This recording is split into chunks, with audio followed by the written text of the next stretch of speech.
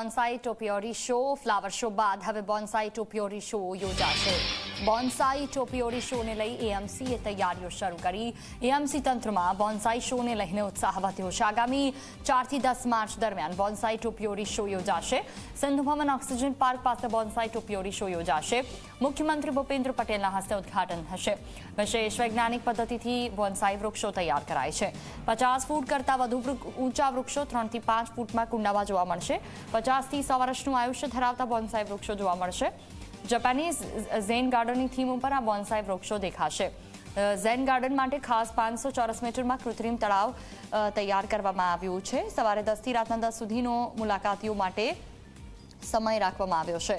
3 વર્ષથી ઉપરના તમામ માટે 50 પ્રવેશ ફી રહેશે।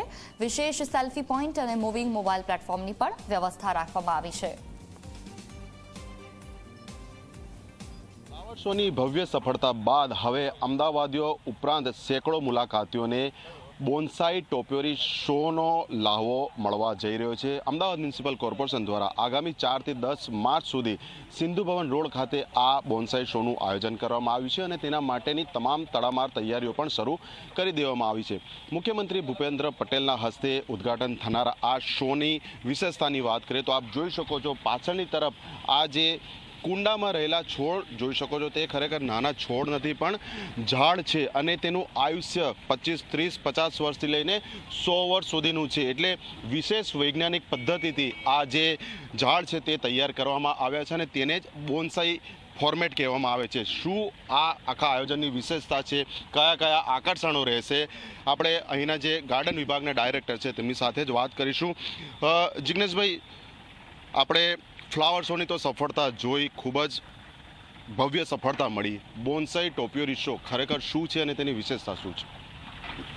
કોઈ પણ વૃક્ષને મોટા જે થતા હોય છે એને પોતાના ત્યાં નાના સ્વરૂપે રાખી શકાય અને એને કુંડામાં રાખી એની સાથે એના અલગ અલગ શેપનો આનંદ મેળવી શકાય એ માટેની આ એક કળા છે। આ પ્રકારે જે વૃક્ષ તૈયાર કરવામાં આવતા હોય છે બોન્સાઈ, એને કુંડામાં રાખી અને પોતાના ઘરે જે જગ્યાએ સાંકડી જગ્યા હોય ત્યાં પણ આપણે રાખી શકીએ છીએ। જ્યારે બજેટની તૈયારીઓ ચાલતી હતી ત્યારે મ્યુનિસિપલ કમિશનર શ્રી અને ઉપરી અધિકારીઓ દ્વારા જે પ્રકારે સૂચના મળી કે આપણે આ પ્રકારે બોન્સાઈ અને ટોપિયોરીનું એક એક્ઝિબિશન પણ આ ચાલુ સાલના આયોજનમાં કરીએ।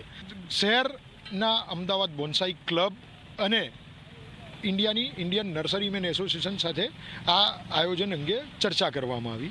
તેઓએ પોતાની પાસે રહેલા ખૂબ જૂના કે જેને તેઓ દ્વારા ખૂબ અલગ રીતે તૈયાર કરવામાં આવ્યા છે, ખૂબ પેશનથી તૈયાર કરવામાં આવ્યા છે તેવા પ્લાન્ટ અહીંયા ડિસ્પ્લેમાં મૂકવા માટે તૈયારી દર્શાવી।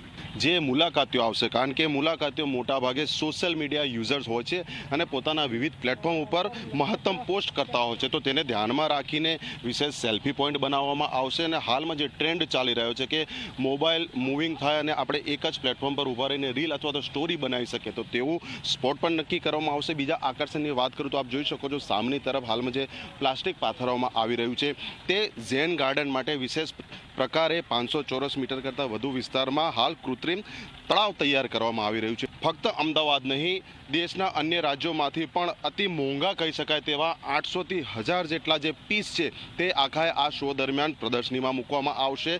એટલે કહી શકાય કે ફ્લાવર શોમાં જે પ્રમાણે અમદાવાદીઓ ઉપરાંત સેંકડો મુલાકાતીઓએ મજા માણી હતી, ફરી એકવાર આવી જ મજા આગામી 4 થી 10 માર્ચ દરમિયાન અમદાવાદમાં મળવા જઈ રહી છે। કેમેરા પર્સન અરવિંદ સોલંકી સાથે અર્પણ કાયદાવાલા, ઝી મીડિયા, અમદાવાદ। શિવરાત્રી